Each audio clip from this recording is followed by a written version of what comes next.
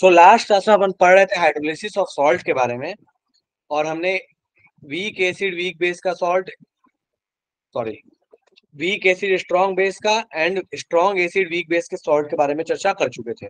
इन दोनों के बारे में चर्चा हो चुकी थी। आज अपन उसकी आगे कहानी पे बात करने वाले हैं, ठीक है। चलो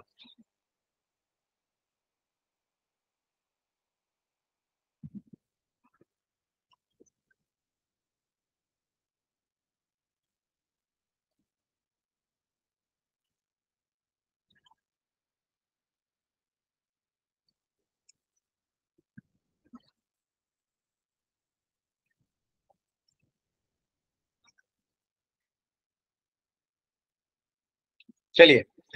सो सॉल्ट्स में बात कर चुके थे, वीक एसिड स्ट्रॉन्ग बेस का, स्ट्रॉन्ग एसिड वीक बेस का, इन दोनों पे चर्चा कर चुके थे। आज अपन बात करने वाले हैं, अगर salt week acid weak base का हो जाए तो उस केस में पीएच कैसे कैलकुलेट करेंगे। और डेरिवेशन करना है या सीधे फॉर्मूला बात करें, फटाफट से मुझे बताओ।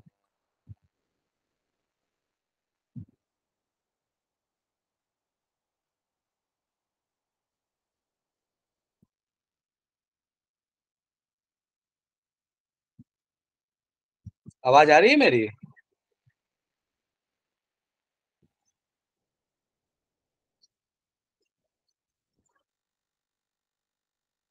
मैं कह रहा हूँ डेरिवेशन करना है वीक एसिड वीक बेस के सॉल्ट का पीएच निकालने के लिए, या डायरेक्टली फॉर्मूला बात करें। Directly formula. डायरेक्ट फॉर्मूला बात करें, डेरिवेशन नहीं करना। डेरिवेशन करना है, चलो ठीक है, ठीक है, ठीक है, डेरिवेशन करते हैं फटाफट से। चलो थोड़ा सा जल्दी जल्दी से कर लेते हैं। सो अपने पास कहानी क्या है, मान लो अपने पास एक वीक एसिड वीक बेस का सॉल्ट है। तो हम यूजुअली एसिड क्या लेते हैं, एच ए। बेस क्या लेते हैं अपन, BOH। सो इन दोनों से जो सॉल्ट बनेगा वो कैसा होगा, तो देखो यहाँ से आएगा B+, यहाँ से आएगा A-। तो मोटे मोटे तौर पे मान लो जो सॉल्ट बनने वाला है दैट इज यहाँ पे BA। ठीक है, पानी में गया, पूरे तरीके से डिसोसिएट हो गया, ये बना B+ और साथ में बना A-। अब आगे कहता है इसका हाइड्रोलिसिस करते हैं।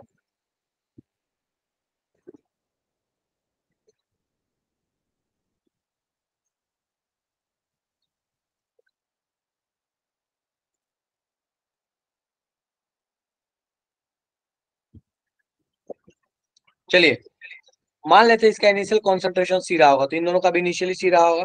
100% डिसोसिएट हुए होंगे, ये भी एक्वस और ये भी एक्वस, ठीक है। चलो ये सारी जगह एक्वस है, लिखने की जरूरत नहीं है, बता लिखिए। ठीक है, ये इनिशियली रहा होगा सी सी, ये सारे जीरो रहे होंगे। फिर ये C 1 - H हुआ होगा, ये भी C 1 - H हुआ होगा। ये अपने पास CH बना होगा, ये अपने पास CH बना होगा, ठीक है। तो यहाँ पे लिखते हैं equilibrium constant that is KW। So product में अपने पास है CH और रिएक्टेंट में C 1 - H ठीक है। तो फटाफट से लिखना शुरू करते हैं। CH/C 1 - H इस पूरे का होल स्क्वायर, क्योंकि दोनों साइड में वही कहानी है, रिपीटेड है। और हमको पता है कि H बहुत कम रहने वाला, तो ये हो जाएगा 0। यहाँ से आपके पास C और ये C कैंसिल आउट हो जाएगा। सो बेसिकली आपके पास हो गया KW = H²। अब सवाल है कि KW क्या चीज है। KW तो अपने को पता ही नहीं है कि KW क्या चीज है। ठीक है, चलो KW नहीं लेते, यहाँ पे बदल देते हैं, इसको KH कर लेते हैं। ठीक है, चूंकि हाइड्रोलिसिस की बात कर रहे हैं तो KH कर लेते हैं, वरना कंफ्यूजन होगा फिर, ठीक है। चलो, अब कहता है KH क्या होगा। चलो KH को फाइंड करने की कोशिश करते हैं। देखिए, अगर अपने पास एक एसिड होता है HA, ये ब्रेक हो रहा होता, H+ देता और A- देता, तो यहाँ पे हम K बोलते हैं, दैट इज H+ का कॉन्सेंट्रेशन इनटू A- का कॉन्सेंट्रेशन डिवाइड बाई HA। अगर हमसे बोलता है कि भैया एक बेस होता है BOH, ये जब डिसोसिएट होता है ये देता B+ और साथ में OH-, तो यहाँ पे KB लिखते B+ का कॉन्सेंट्रेशन OH- का कॉन्सेंट्रेशन डिवाइड बाई BOH का कॉन्सेंट्रेशन। ठीक है, अब अगर आप गौर से देखिए तो यहाँ पे केज क्या है, तो मैं केज के लिख रहा हूँ, केज क्या चीज है। देखिए, केज क्या चीज है, तो मैं यहाँ लिख रहा हूँ इस साइड में BOH इंटू HA। तो बेसिकली इस किसका कॉन्सेंट्रेशन है, BOH into HA divided by B plus into A minus, H2O तो लेने की जरूरत नहीं है।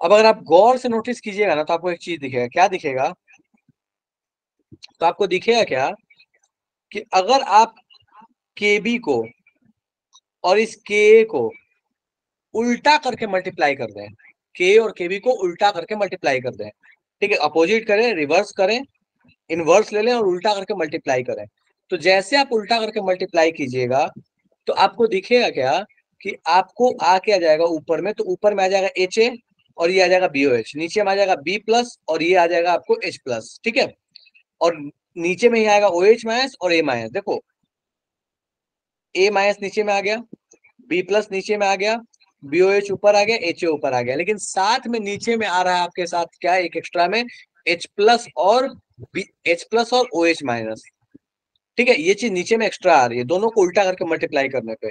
अच्छा चलो, दोनों को उल्टा करके मल्टीप्लाई किया और साथ में KW से मल्टीप्लाई कर दिया, तो जैसे KW से मल्टीप्लाई करोगे तो KW क्या होता है, H plus into OH minus, ये H प्लस ये OH माइनस और ये H प्लस जो है वो कैंसिल आउट हो जाएगा।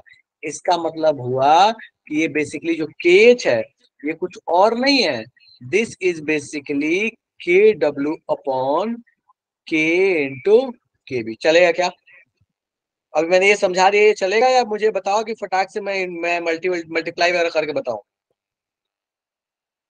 डन है ये, डन है, चलो, तो KH बराबर हो गया KW upon K into KB, तो यहां से H बराबर हो जाएगा, इस KH की वैल्यू पुट कर लेते हैं,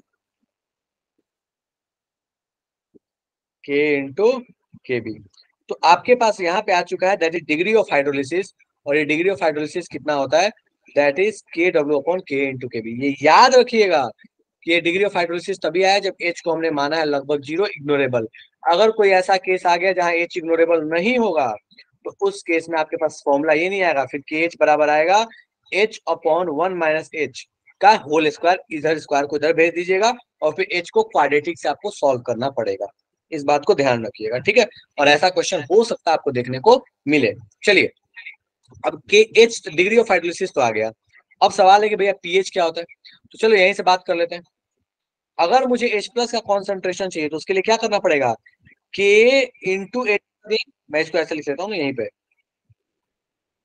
क्या H प्लस के कॉन्सेंट्रेशन को अपन ऐसे नहीं लिख सकते, HA, इस HA को उधर भेज दिया, into K divide by A minus का कॉन्सेंट्रेशन, कुछ नहीं किया, इस A माइनस को नीचे, इस HA को ऊपर भेज दिया, और हमें अच्छे से पता है कि इस केस में HA का कॉन्सेंट्रेशन, HA का कॉन्सेंट्रेशन कितना है, CH, बस पुट करना शुरू करते हैं, तो HA का कॉन्सेंट्रेशन है CH, A माइनस का कॉन्सेंट्रेशन कितना है, तो A माइनस का देखोगे तो C1 माइनस H, नीचे में C1 माइनस H, और आपके पास ये कहानी क्या है, मल्टीप्लाइड बाई K, और हमें अच्छे से पता है यहाँ पे भी इग्नोर होने वाली कहानी है, ये C से C गया और ये H लगभग लगभग हो गया 0, तो ये बेसिकली हो गया H इंटू K, आपके पास आ गया formula H into K, that is H plus का कॉन्सेंट्रेशन।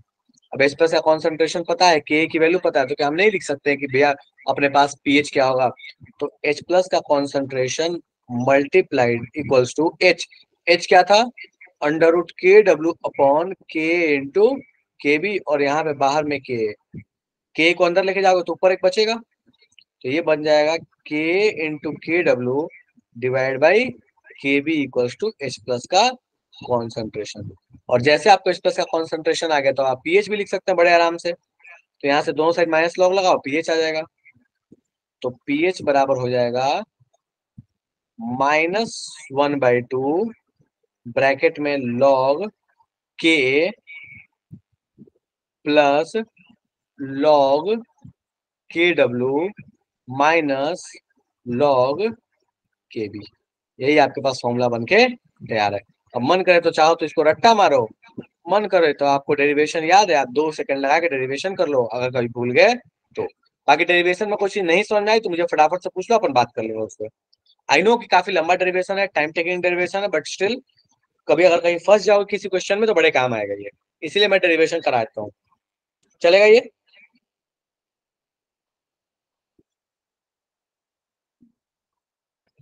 चलिए ठीक है, तो फटाफट सब क्वेश्चंस पे आते हैं, बहुत हो गया ये। सो सॉरी, डन है ये? चलो ठीक है।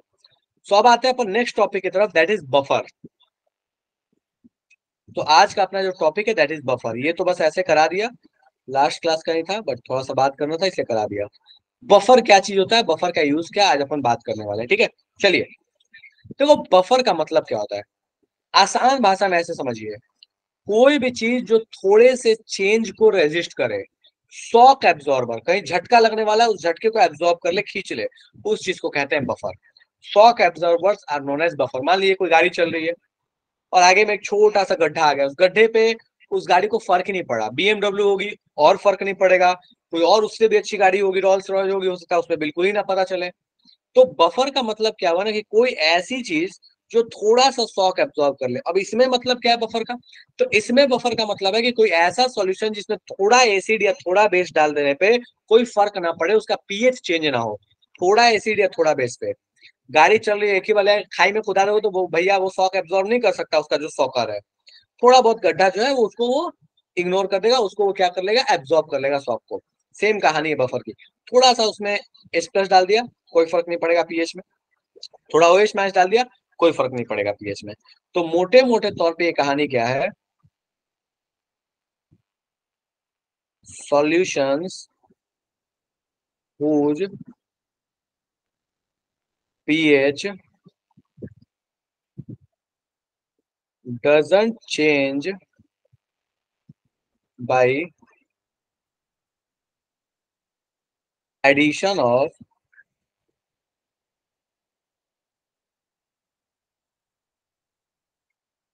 a small amount of H plus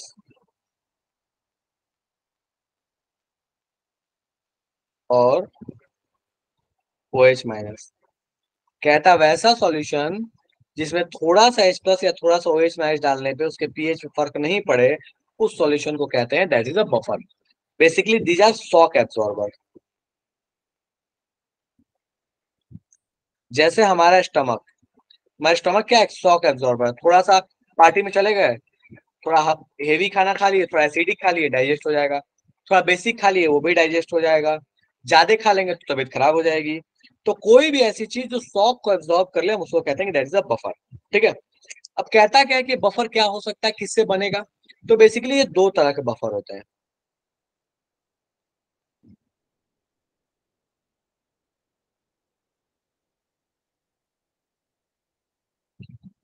दो तरह कौन कौन से, तो एक जिसको बोलते हैं एसिडिक बफर एंड सेकंड जिसको बोलते हैं बेसिक बफर। अब एक इंपॉर्टेंट जो बात है वो ध्यान रखिएगा, बफर चाहे एसिडिक हो चाहे बेसिक हो, काम दोनों का सेम है। दोनों में ही अगर थोड़ा एच प्लस या थोड़ा OH माइनस डालेंगे वो शॉक का एब्जॉर्ब कर लेगा। एसिडिक बफर का मतलब ये कतई नहीं है कि वो एसिड में काम करेगा, एसिड डालोगे तो काम करेगा, बेस में नहीं काम करेगा, नहीं। बफर इज बफर, चाहे वो एसिडिक हो चाहे वो बेसिक हो। बस एसिडिक बफर है तो इसका मतलब एसिड से बनाया गया, बेसिक बफर है तो इसका मतलब बेस का इस्तेमाल करके बनाया गया है। बाकी बफर तो बफर ही है, उसको कोई फर्क नहीं पड़ना। अगर आपने उसमें थोड़ा एच प्लस या OH माइनस कुछ भी डाला, वो शॉक को एब्जॉर्ब कर लेगा। बनता कैसे ये, तो ये बनता है weak acid plus salt of weak acid से। ध्यान ये रखना है कि सॉल्ट ऑफ जो वीक एसिड होगा, इसमें बेस जो होना चाहिए वो स्ट्रॉन्ग बेस होना चाहिए। सेकेंड वाले कहानी क्या है? कहता है कि ये बेसिक बफर तब बनेगा जब आपके पास वीक बेस हो, साथ में सॉल्ट ऑफ वीक बेस हो, और इंपॉर्टेंट बात यह है कि यहाँ जो एसिड होना चाहिए वो स्ट्रॉन्ग एसिड होना चाहिए इस बफर के केस में। आसान भाषा में अगर बोला जाए तो आपको बफर बनाने के लिए अगर मान लीजिए एसिटिक एसिड लीजिएगा तो आपको सॉल्यूशन में एसीटेट आयन होना चाहिए, कॉन्जुगेट पेयर बेसिकली होने चाहिए। ये सबसे इंपॉर्टेंट चीज है।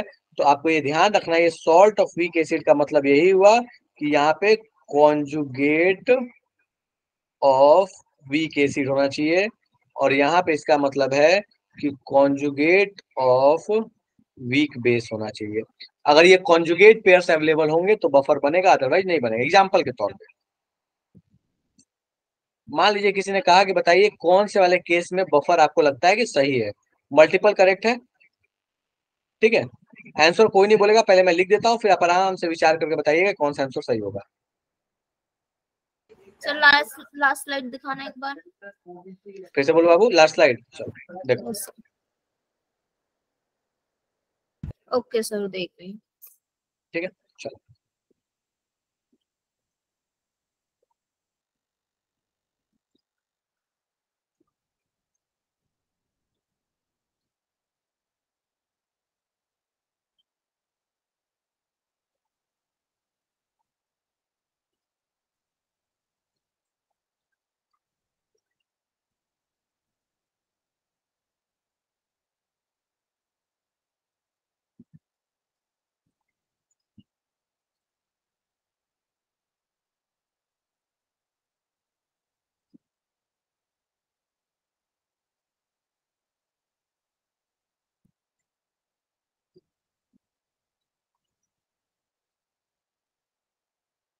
बोलता है बताइए कौन से ऐसे केस है जिसमें आपको लगता है कि ये पेयर्स जो है वो बफर बना सकते हैं।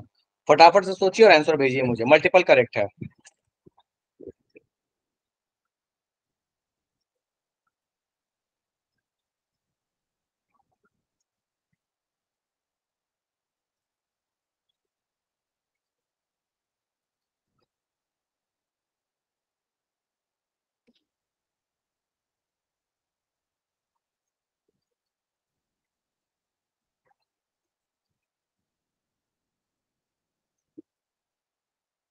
अभी तक एक भी आंसर करेक्ट नहीं आया है। बोलता है कौन से ऐसे पेयर्स हैं जिसमें बफर बन सकता है।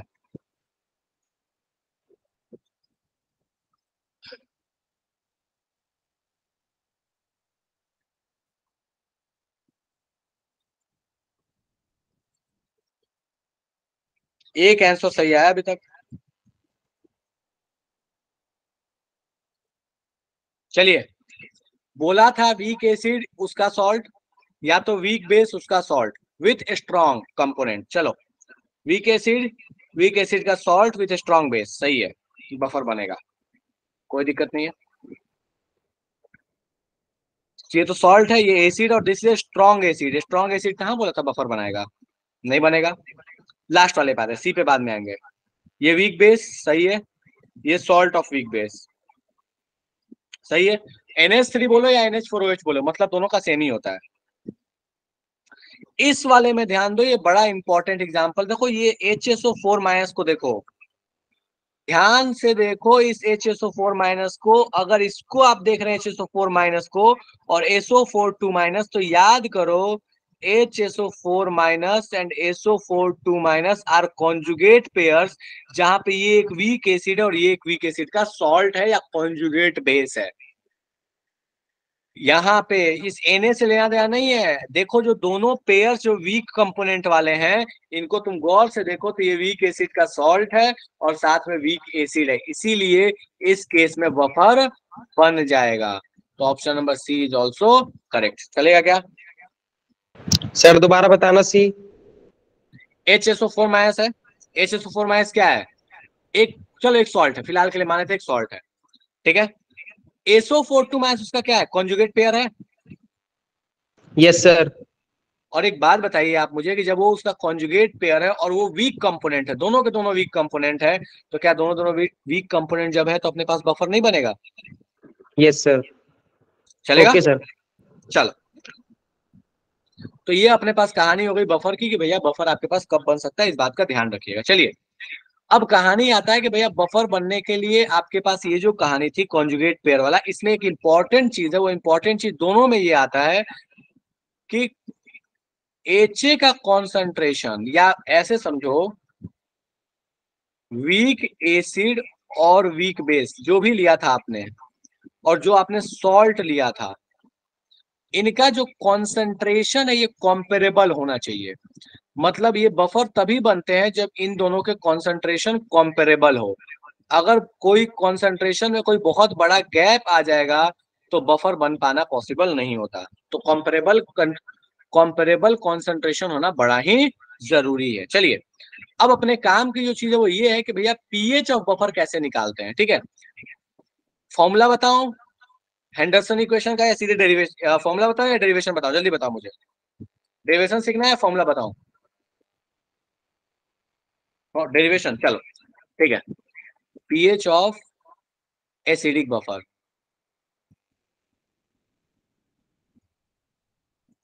बोलता है कि अगर एसिडिक बफर है तो बताइए उसका पीएच आप कैसे निकालिएगा। चलिए तो मेरे पास मान लो कि एक बफर है, दैट इज जो सबसे स्टार्ट में लिया था CH3 वाला, उसी को ले लेते हैं। CH3COOH, ये ब्रेक होता होगा, ये क्या देता होगा CH3COO माइनस, साथ में क्या देता होगा H+।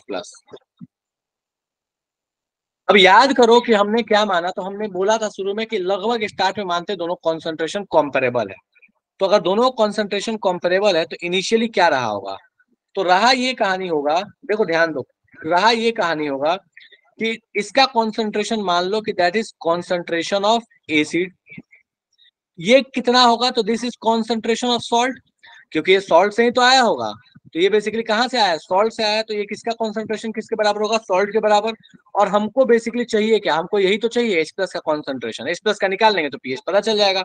चलो अब H+ का कॉन्सेंट्रेशन कितना होगा जरा सोचने का प्रयास करते हैं। अगर ये इसका कॉन्सेंट्रेशन A है और इसका कॉन्सेंट्रेशन S है, तो चलो तो हम क्या यहाँ पे नहीं लिख सकते हैं कि भैया इस केस में K बराबर हो जाएगा प्रोडक्ट के कॉन्सेंट्रेशन अपॉन रिएक्टेंट का कॉन्सेंट्रेशन, मतलब कि concentration of H+ into concentration of salt divide by concentration of acid.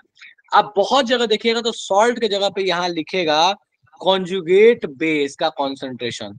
देखो कुछ केसेस में ये थोड़ा डिफर कर जाएगा जब स्टोइकियोमेट्री अलग होगी, समझा दूंगा, बट मैं मोटे मोटे तौर पे सॉल्ट ही ध्यान रखो। ठीक है, चलो अब यहाँ से H+ का कॉन्सेंट्रेशन क्या आ गया, तो यहाँ से H+ का कॉन्सेंट्रेशन आ जाएगा आपके पास K into concentration of acid upon concentration of salt. अब H+ का कॉन्सेंट्रेशन पता तो क्या हमको पीएच नहीं पता, तो पीएच का फॉर्मूला हो जाएगा, दोनों तरफ माइनस लॉग लगाया तो ये माइनस लॉग, माइनस को मैं फिलहाल बाहर रख लेता हूँ, ठीक है, लॉग के प्लस लॉग एसिड का कॉन्सेंट्रेशन अपॉन सॉल्ट का कॉन्सेंट्रेशन। ठीक है, चलिए अब ये माइनस लॉग को अंदर लेके जाएंगे तो ये क्या हो जाएगा पीके। अच्छा देखो इसको अपन चाहे तो ऐसे नहीं लिख सकते हैं, देखो तो माइनस जब अंदर में जाएगा तो यहाँ माइनस आएगा, और माइनस का मतलब क्या होता है, लॉग का पावर, अगर इस माइनस को मैं पावर में लेके चला जाऊँ -1 तो ये क्या हो जाएगा रिवर्स हो जाएगा। तो अपने पास ये कहानी क्या बन जाएगी, this will be equals two plus log salt का कॉन्सेंट्रेशन बाई एसिड का कॉन्सेंट्रेशन, यही हो जाएगा आपके पास पीएच का फॉर्मूला। मुझे फटाफट से बता दो डेरिवेशन में कोई दिक्कत है तो जल्दी बताओ।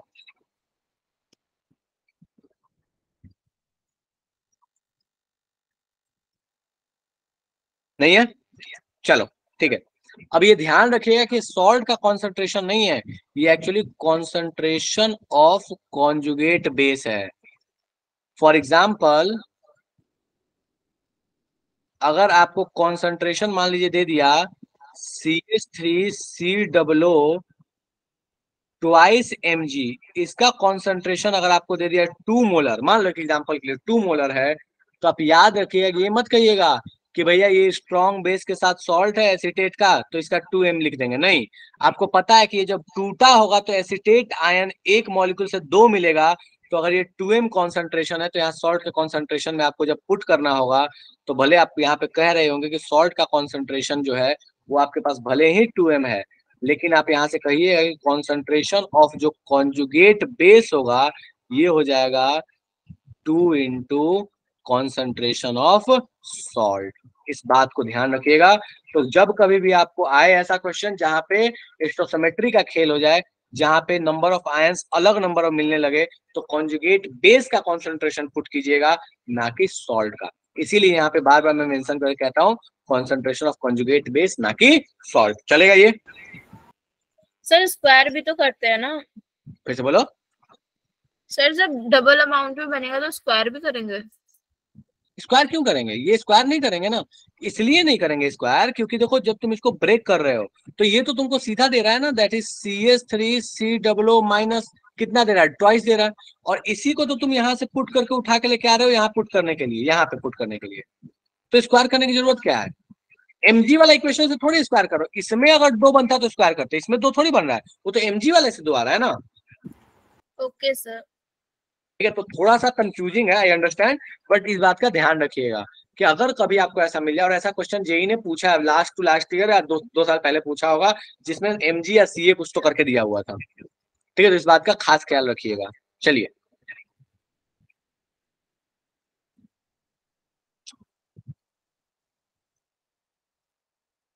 अब इसी तरह से आपको बोल दिया बेसिक बफर, सेम कहानी है, बेसिक बफर में कुछ भी फर्क नहीं पड़ने वाला। अगर आपके पास बेसिक बफर हो जाएगा तो क्या होगा, जहां पीएच वहां पीओएच। ठीक है, तो बेसिक बफर आपके पास हो गया, तो आप लिखिएगा pOH equals to pKb plus log salt by base. ठीक है, अब पीओएच पता तो आपको पीएच लिखने में कोई दिक्कत ही नहीं है, 14 माइनस पीओएच कर लो, आपके पास पीएच आ जाएगा, बात खत्म। ठीक है, अच्छा बफर काम कैसे करता है, थोड़ा सा इस पर बात करेगा, चलो 2 मिनट, कि बफर ने आखिर ऐसा क्या है इसमें जो इस तरीके से ये थोड़ा सा H प्लस या थोड़ा सा OH माइनस ऐड करने पे इसको फर्क नहीं पड़ता। ध्यान दो, थोड़ा सा समझाता हूँ, ध्यान दो। मान लेते हैं कि जब इसका कॉन्सेंट्रेशन A था, इसका S था, उस समय पीएच जो निकाला है, जो H प्लस का कॉन्सेंट्रेशन है, मान लेते हैं कुछ वैल्यू रहा होगा ए नहीं मानते, चलो मान लो ये मान लेते हैं M रहा होगा, ये इसका कॉन्सेंट्रेशन रहा होगा, इक्विलिब्रियम में कहानी चल रही है। अब होता क्या है, ली चैटलियर प्रिंसिपल लगाओ, सोचो, कहता है कि अगर तुमने थोड़ा सा H प्लस ऐड किया, M थोड़ा बढ़ेगा, M थोड़ा बढ़ेगा, रिएक्शन बैकवर्ड जाएगी, बैकवर्ड जाने से क्या होगा, इसका अमाउंट थोड़ा घटेगा और इसका अमाउंट थोड़ा बढ़ेगा। ध्यान से देखना, H प्लस को तुमने ऐड किया, ये जैसे ऐड किया तुमने, ये थोड़ा सा बढ़ा, तुरंत में ये बैकवर्ड जाएगा, इसका अमाउंट थोड़ा घटेगा, इसका अमाउंट थोड़ा बढ़ेगा। लेकिन इस पूरे कहानी में हो क्या रहा है, हो ये रहा है कि इसका कॉन्सेंट्रेशन इतना अच्छा खासा अमाउंट में है कि थोड़ा घट जाए तो कोई फर्क नहीं पड़ा। अब मैं अगर के लिखूं तो के होता क्या है, जो प्रोडक्ट में अपने पास है कॉन्जुगेट बेस का कॉन्सेंट्रेशन, H प्लस का कॉन्सेंट्रेशन डिवाइड बाई एसिड का कॉन्सेंट्रेशन।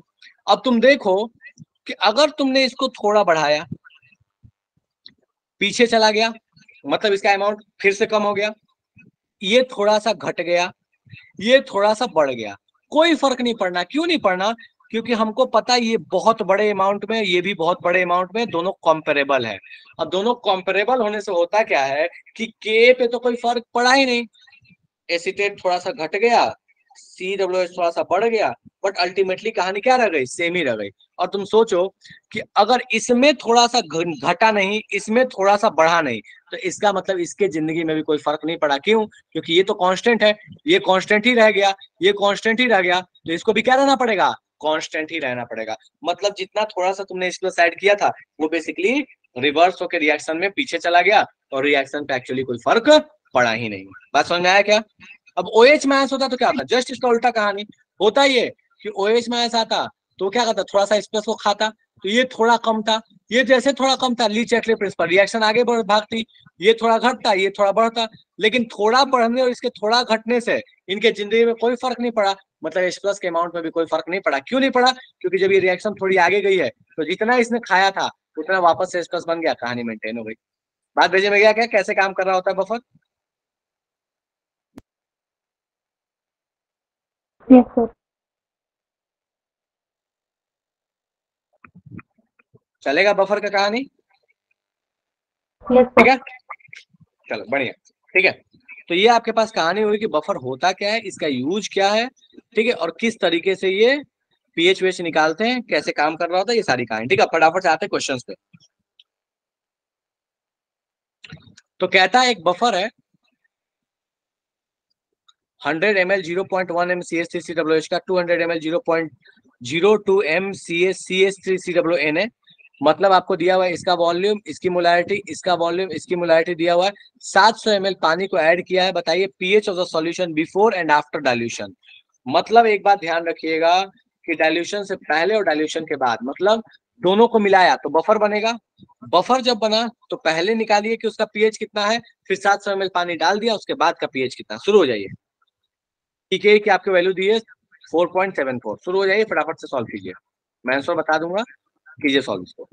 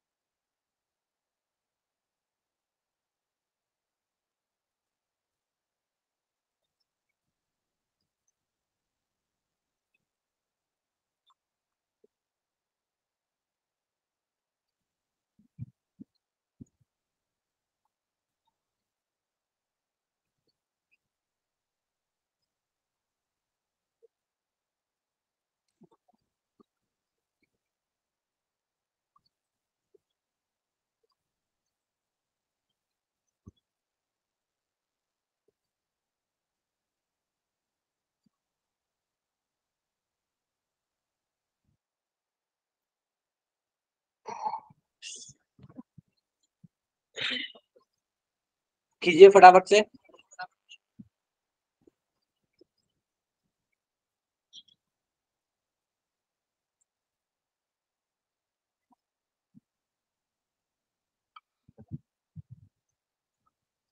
बढ़िया रुचि।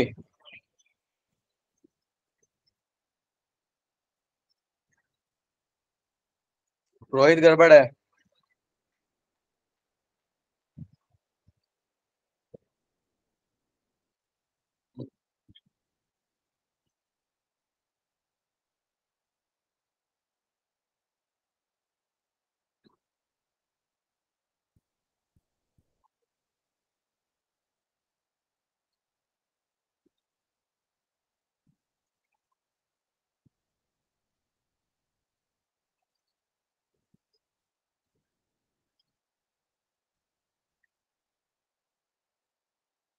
गड़बड़ है जोया।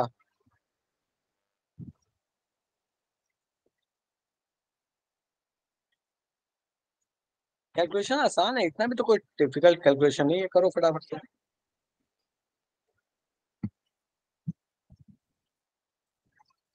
रुचि गड़बड़ है। क्या डाइल्यूशन से फर्क पड़ेगा इसमें, सोच के देखो।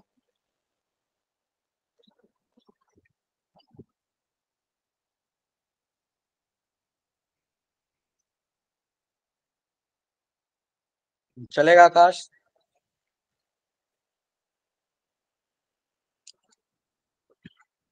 देखो इस फॉर्मूले में एक चीज समझा रहा हूं मैं, अगर आप इस फॉर्मूले को गौर से देखिएगा तो आपको जो ये कॉन्सेंट्रेशन है, आप इस कॉन्सेंट्रेशन की जगह पे आप सीधे मोल्स भी लिख सकते हैं। कैसे लिख सकते हैं? कॉन्सेंट्रेशन बराबर होता क्या है? Moles by volume. नीचे वाले केस में भी चूंकि सेम सॉल्यूशन है, तो यहाँ पे आपके पास वॉल्यूम नीचे वाले का ऊपर वाले का सेम है, मतलब ये वी वाली क्वांटिटी सेम है, इसका मतलब ये मोल्स है। तो अगर आप चाहें तो कॉन्सेंट्रेशन के बजाय आप सीधे इस्तेमाल कर सकते हैं मोल्स का, ऊपर और नीचे में। थोड़ा हिंट कर दिया, फटाफट से सॉल्व करने का प्रयास करो। ठीक है, तो आप कॉन्सेंट्रेशन की जगह पे सीधे आप मोल्स का इस्तेमाल कर लें।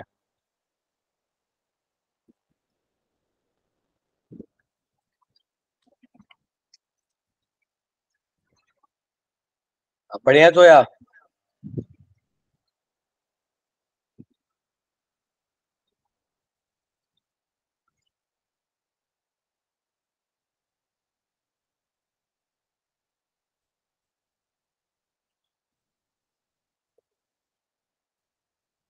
ऋषु गड़बड़ है, रोहित ठीक है। चलिए मैं सॉल्व करा रहा हूँ, फटाफट से ध्यान दो यहाँ पे। देखो अपने को दिख रहा है कि एसिड का कॉन्सेंट्रेशन और वॉल्यूम दिया है, मतलब मोल्स पता। अपने पास सॉल्ट का कॉन्सेंट्रेशन और वॉल्यूम पता, मतलब इसका भी मोल्स पता। सीधे अपन फॉर्मूला लगा लेंगे, पीएच बराबर पीके प्लस लॉग, यहाँ पे आपको कॉन्सेंट्रेशन दिया हुआ है एसिड का 0.1 इंटू 100। मैंने यहाँ जस्ट अभी आपको बताया था, देखो यहाँ बोला था आपको कि चाहो तो आप सीधे सीधे कॉन्सेंट्रेशन पुट करो, सॉरी मोल्स पुट करो, कॉन्सेंट्रेशन की जरूरत नहीं है, ठीक है। चाहो तो आप फाइनल केस में कॉन्सेंट्रेशन निकालो, मना नहीं है। कैसे निकालोगे फाइनल केस में कॉन्सेंट्रेशन? यहाँ का लोगे M1 V1 इक्वल्स टू पूरा का पूरा फाइनल वॉल्यूम अब की बार क्या हो जाएगा, 100 + 200 300 M2 × 300, फिर M2 आएगा, कोई काम का नहीं रहेगा वो तुम्हारा M2, ठीक है। तो इससे बेटर डायरेक्टली मोल्स पुट करो। तो यहाँ पे मोल्स के लिए क्या यूज कर ले, तो that will be molarity into volume.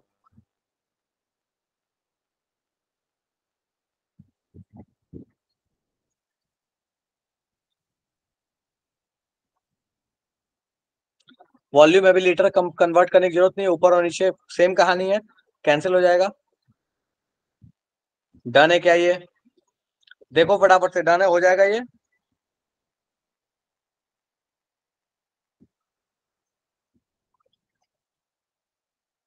ये हो गया अपने पास 1 1, ये 2 और ये 2 3, दिस विल बी 1/4। सॉल्व कर लोगे अब? फटाफट से बता दीजिए भाई, अभी भी दिक्कत है तो फटाफट से बताओ। 1/4 को कैसे लिखेगा? 1/2 टू द पावर 2, या चाहो तो 2 टू द पावर 2 लिख लो, कोई दिक्कत नहीं है, बस आगे माइनस लगा देना, हो जाएगा ये। ऊपर होना चाहिए ना। सर वही तो सॉल्ट तो ऊपर रखेंगे अच्छा ना। अच्छा, सॉल्ट, ओ सॉरी सॉरी, कुछ नहीं, इसको ऐसे कर लो ना, इतना क्यों मेहनत करना, इसको ऐसे लगाओ। खुश? चलो करो अब सॉल्व, ठीक है, ओके सर। हो जाएगा ये solve.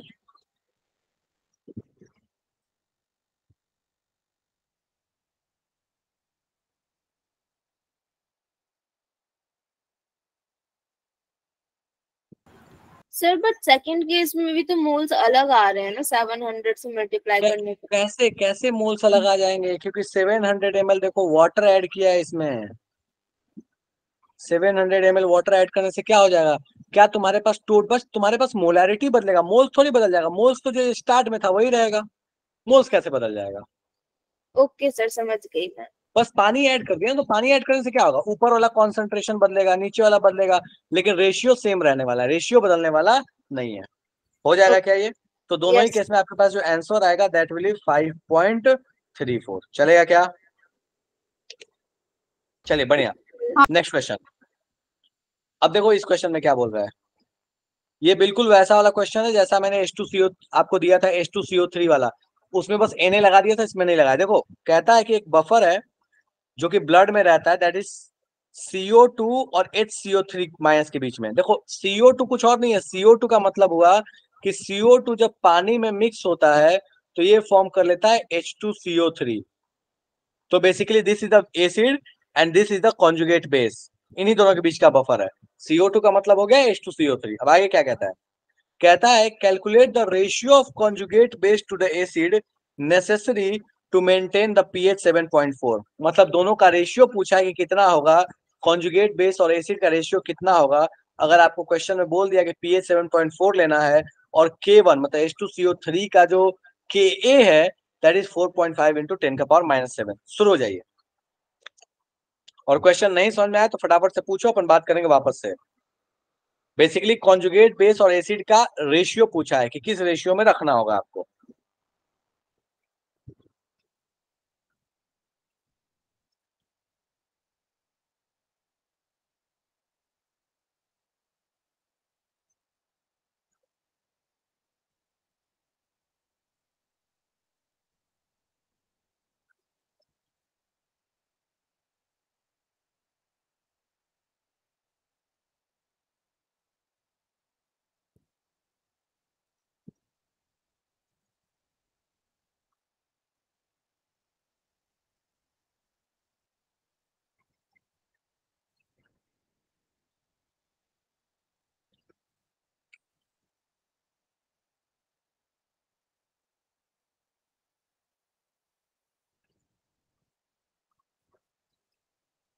HCO3 minus versus H2CO3 का रेशियो।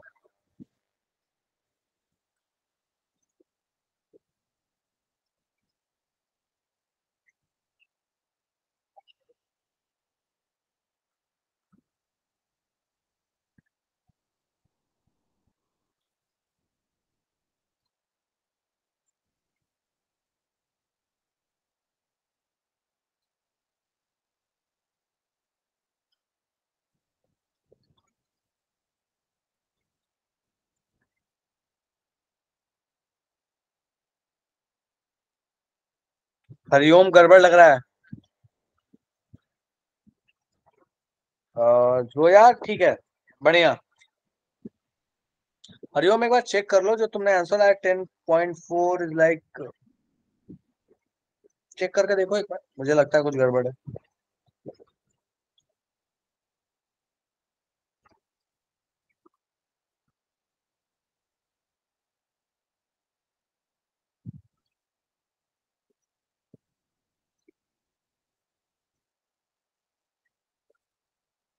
एक बार मल्टीप्लाई करके देख लो उसको कि क्या 11 के आसपास आ रहा है।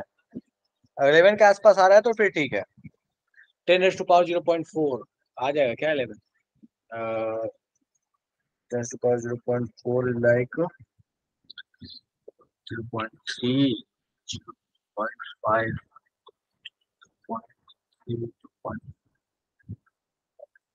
आई गेस आ जाना चाहिए, क्योंकि ये लगभग 2.4 2.5 के रेंज में आएगा।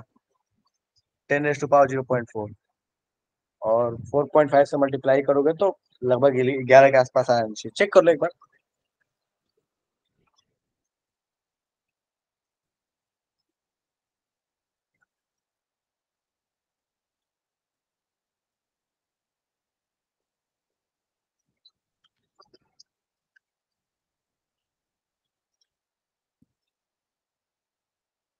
थोड़ा लॉग वॉग अगर ज्यादा जरूरत पड़ेगा ना इसमें तो यूज कर लो कैलकुलेटर, कोई दिक्कत नहीं है। दिया हुआ नहीं है बट यूज कर सकते हो। वैल्यू दी हुई नहीं तो क्या ही करोगे।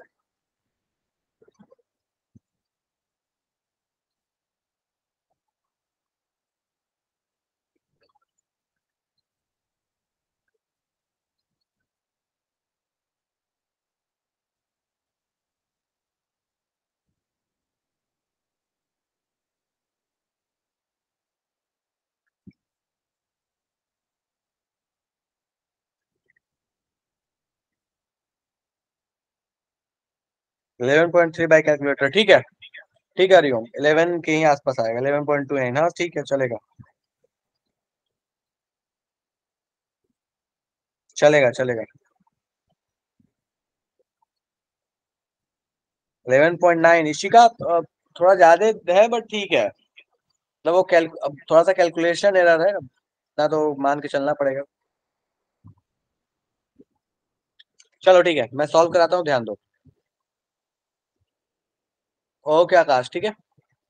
चलो तो अपने को दिख रहा है पीएच है 7.4, सीधे लगाते हैं। 7.4 इक्वल्स टू पीके, मतलब ये आपके पास कहानी हो जाएगा -log 4.5 इंटू 10 का पावर -7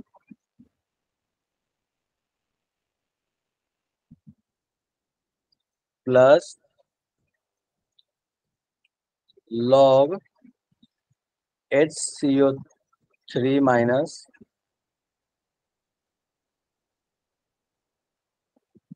अपॉन CO2। ठीक, अब अपने को यही वाली वैल्यू चाहिए।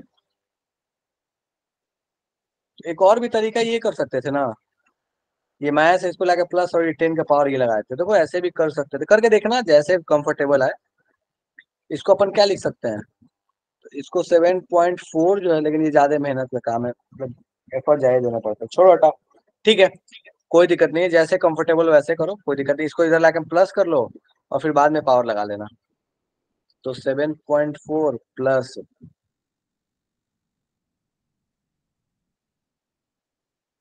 log 4.5 इंटू 10 का पावर -7, ठीक है, equals to log r, ratio ले लेते हैं r। ठीक है, अब इसको सॉल्व कर लो और कुछ करना है नहीं। इस पूरे को ब्रेक करो, लॉग वाली की वैल्यू पुट करना, फिर वापस से 10 का पावर लगा के एंटी लॉग ले लेना, बात खत्म।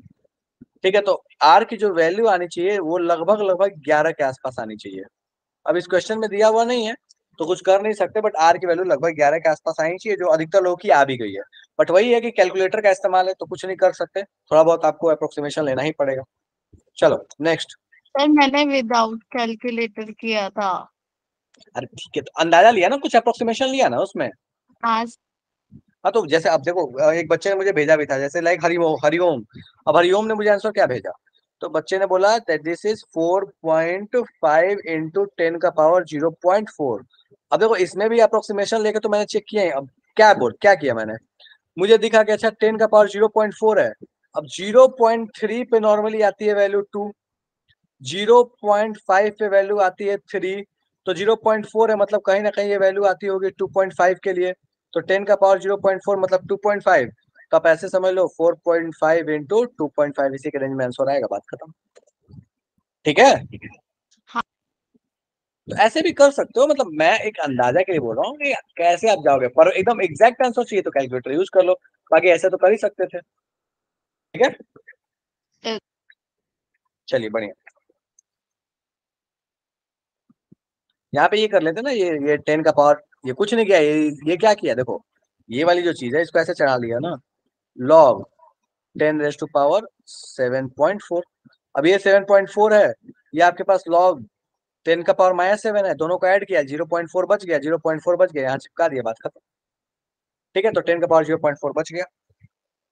ठीक है, चल नेक्स्ट क्वेश्चन। सो कहता है कि डिग्री ऑफ हाइड्रोलिसिस निकालना है एक एनिलीन का जो कि वीक बेस है एसिटिक एसिड का, 0.1 m सॉल्यूशन है, के दिया हुआ है दोनों का और के भी दिया हुआ है। अब मुझे एक बात बताओ, एक सॉल्ट है जो कि एक वीक बेस और वीक एसिड से बना हुआ है, के भी दिया है, तो क्या हम एच की वैल्यू नहीं निकाल लेंगे, एच कितना आएगा? मुझे जल्दी से बता दो, एच सॉल्व हो जाएगा नहीं होगा? इस केस में एच निकाल लोगे डिग्री ऑफ हाइड्रोलिसिस, सीधे फॉर्मूला लगाना है। जल्दी से मुझे मैसेज करो, बताओ सॉल्व हो जाएगा कि नहीं होगा? नहीं होगा तो अभी करेंगे, हो जाएगा तो छोड़ के आगे बढ़ेंगे। सर हो जाए। सीधे फॉर्मूला लगाना है, बात खत्म है। ठीक है, चलो बढ़िया, बढ़े आगे। ठीक है, रुक जाओ, बस वही अंडर रूट वाला फॉर्मूला लगाओ, बात खत्म। नेक्स्ट क्वेश्चन, ये क्वेश्चन बहुत बढ़िया है। बोलता है कि पीकेबी NH3 का 4.74 है, पीएच बताओ जब 100 ml of 0.1 m NH3 solution को 50% न्यूट्रलाइज किया गया 0.1 m HCl डाल के और 100% न्यूट्रलाइज किया गया।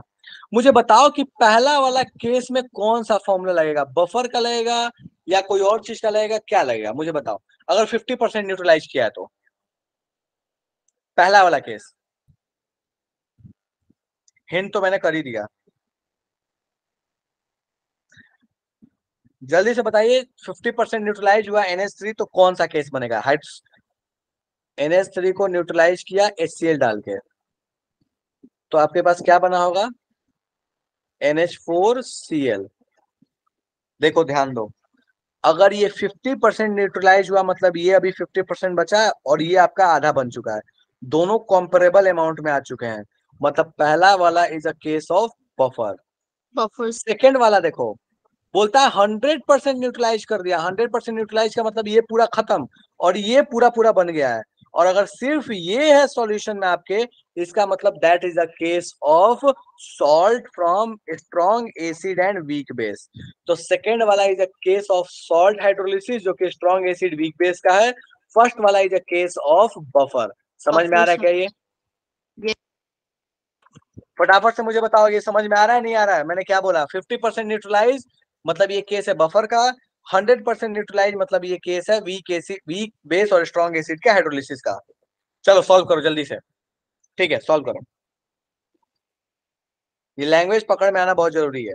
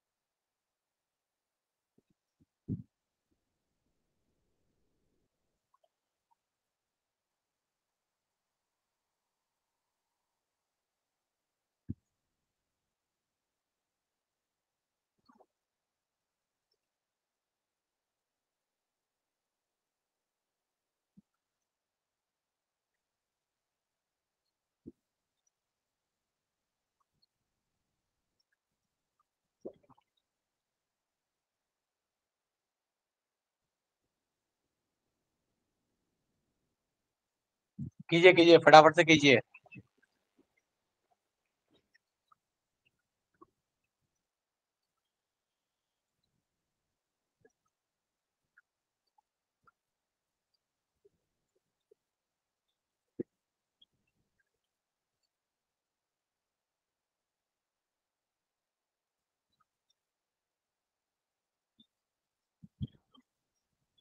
अगर कोई ऐसा है लॉग वॉग की वैल्यू चाहिए हो तो बता देना।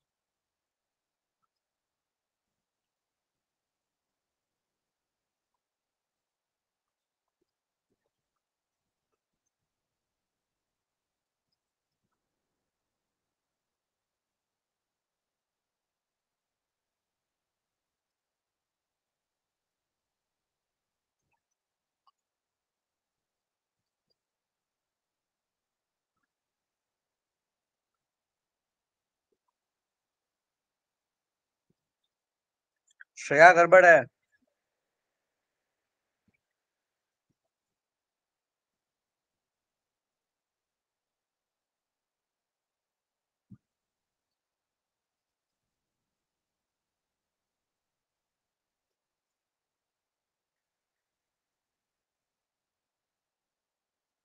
आकाश गड़बड़ है। हाँ, जोया लगभग सही है। जोया सही है, बाकी दो लोगों के गड़बड़ है।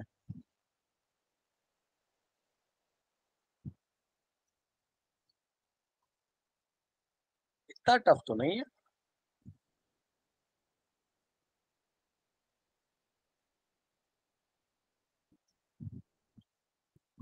आकाश ठीक है।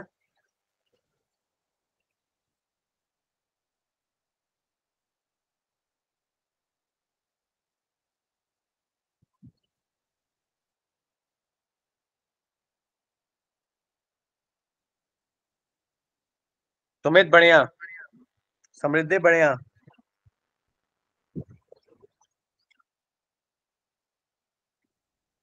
आकाश गड़बड़ है।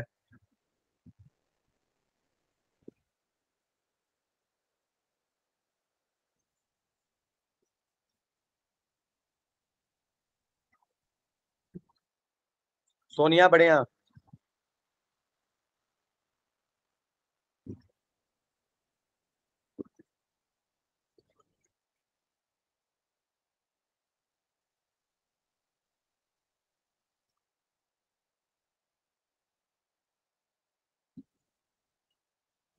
चलिए मैं सॉल्व करने में हेल्प करता हूँ।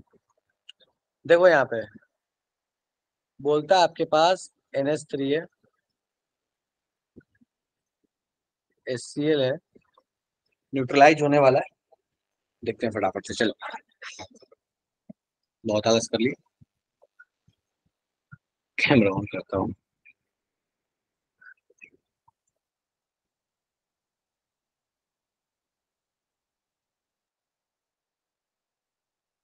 तो अपने पास दिया हुआ है that is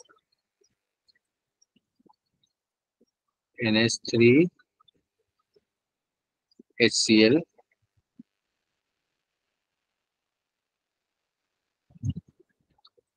okay, this is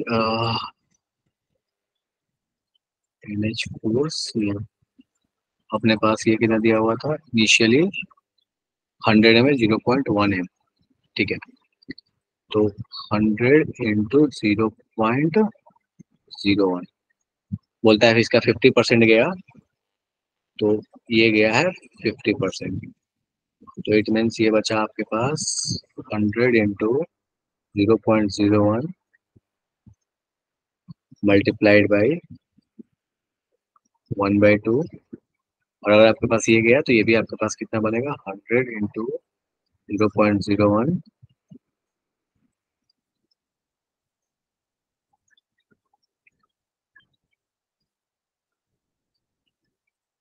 multiplied by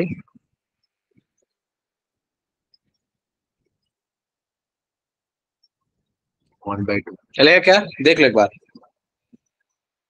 first वाला देख लो, चलेगा? कोई दिक्कत तो फटाफट से बताओ। सर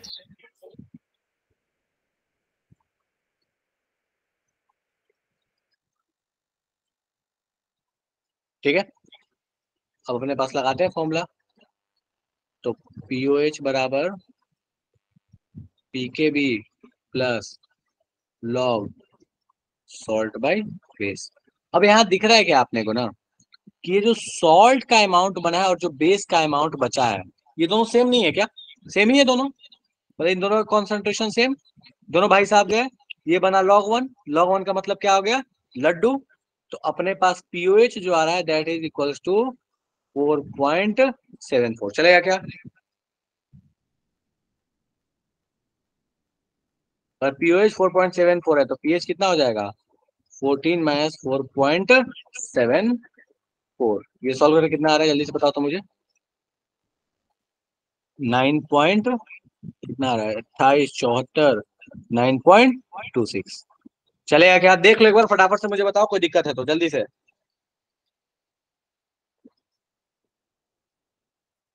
कोई ऐसा इसको खोपड़े में नहीं गया, समझ में नहीं आया तो जल्दी से बताओ।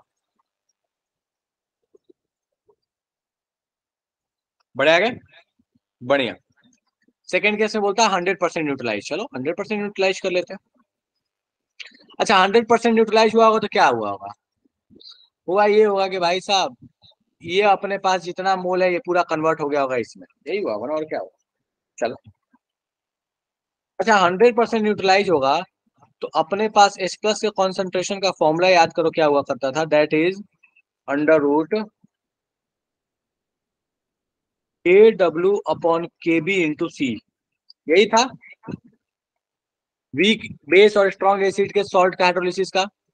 चलो KW अपने को पता है, KB अपने को पता है, C चाहिए। C कैसे निकाले? अच्छा देखो अपने पास हुआ क्या होगा, तो अपन थोड़ा सा यहाँ बात कर लेते हैं। अगर 100% 0.01 m से न्यूट्रलाइज हुआ होगा, इसका भी 0.0 m है, इसका मतलब इसका भी सॉल्यूशन चाहिए होगा अपने को 100 ml, तभी जाके न्यूट्रलाइज हुआ होगा। दोनों के मोल्स बराबर होंगे, मतलब फाइनल जो आपके पास सॉल्ट बनेगा उस सॉल्ट में कहानी क्या होंगे? तो मोल्स होगा इसका 0.01 इंटू 100, मतलब जितना मोल ये लिया होगा या जितना मोल ये लिया होगा दोनों बराबर ही है, डिवाइड बाई टोटल वॉल्यूम कितना हो गया होगा 200। तो ये अपने पास कैंसिल हो गया, तो ये आपके पास बचेगा बेसिकली 0.005 मोलर। ये समझ में आ रहा है क्या? कॉन्सेंट्रेशन में सॉल्ट का लेना होगा 0.005। क्यों? क्योंकि HCl भी 100 ml, NH3 भी 100 ml, दोनों का 0.01 मोलर था। फाइनल सॉल्यूशन कितना बनेगा? 200 ml। मोल्स कितने होंगे NH4Cl का? जितना मोल NH3 रहा होगा या जितना मोल HCl रहा होगा, क्योंकि मोलर रेशियो क्या है? 1:1 है। चलेगा क्या? ये मुझे बता दो फटाफट से, जो कॉन्सेंट्रेशन लिखा है NH4Cl का, ये चलेगा? जल्दी से बताइए मुझे। डन है, सॉल्व कर लोगे आप? सॉल्व कराने की जरूरत है, कर लोगे? जल्दी बताओ। सर करो, सॉल्व करो अभी, चलो सॉल्व करो, कोई बात नहीं, इतना तो हेल्प कर दिया, सॉल्व करो फटाफट से। आंसर इसका आएगा 5 पॉइंट समथिंग के रेंज में, 5.26 या 28 ऐसा कुछ आएगा। ठीक है, करो अभी, सॉल्व करो, कोई दिक्कत नहीं। अभी सॉल्व करो, चेक ही करेंगे ना कितना आंसर आ रहा है।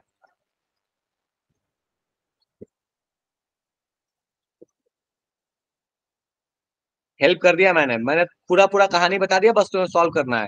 के डब्ल्यू पता, के भी पता, सी निकाल के दे दिया, बस वैल्यू पुट करो, सॉल्व करो। 5 पॉइंट समथिंग के रेंज में आंसर आना चाहिए। ठीक है,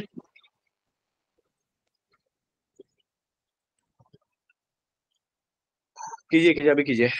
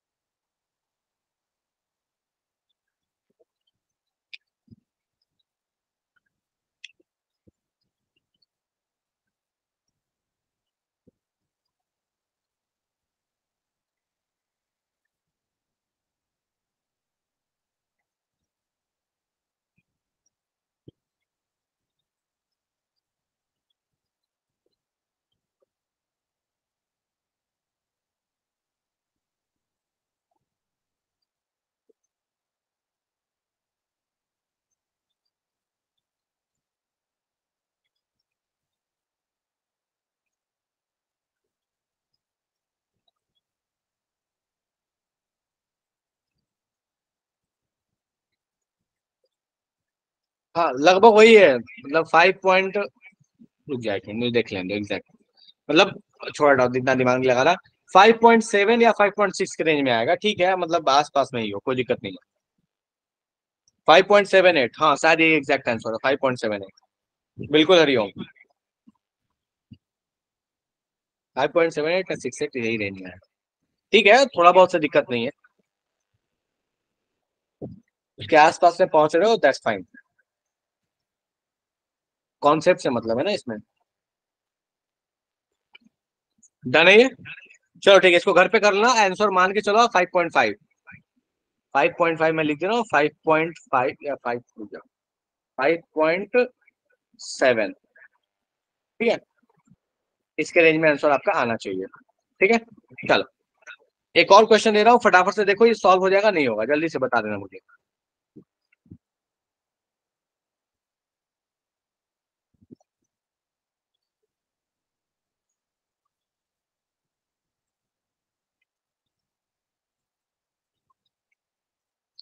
पीकेबी दिया है वीक बेस का, बोलता है in what amount should in terms of volume 0.2 molar of this base and 0.2 molar of HCl must be mixed to have 400 ml of buffer of 7 pH 7 का। क्या लगता है ये क्वेश्चन सॉल्व करने के लिए ट्राई करोगे? जल्दी से बताओ मुझे, अगले क्लास में अपन बात करेंगे, पर क्वेश्चन देख के बताओ क्या लगता है, सॉल्व होने की कोशिश कर सकते हो? Yes, sir. क्वेश्चन पढ़ो अच्छे से, लग रहा है अगर हिम्मत मतलब अंदर से वो हिम्मत वाली फीलिंग आ रही है कि नहीं नहीं ट्राई करेंगे, हो जाना चाहिए, तो फटाफट से बताओ मुझे। नहीं होगा तो अगले क्लास में बात करेंगे।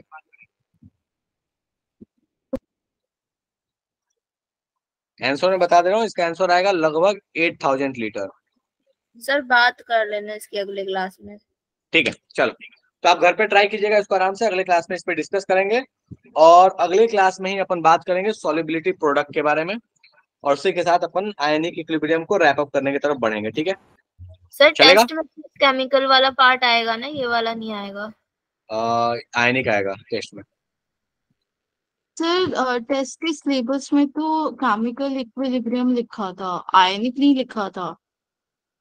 गैसियस स्टेट और केमिकल इक्विलिब्रियम था।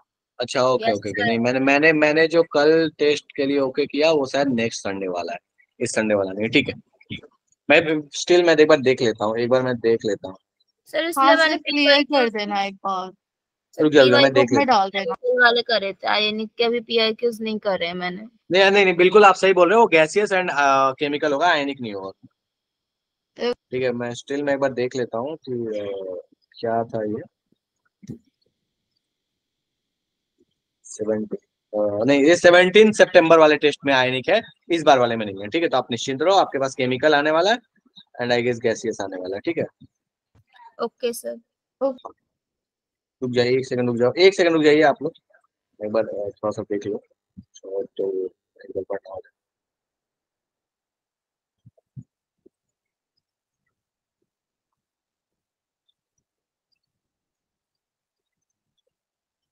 हाँ ठीक है ठीक है ठीक है, इसमें नहीं आयनिक नहीं आ रहा है आपके जो आने वाला टेस्ट है अभी। ठीक है निश्चिंत रहिए।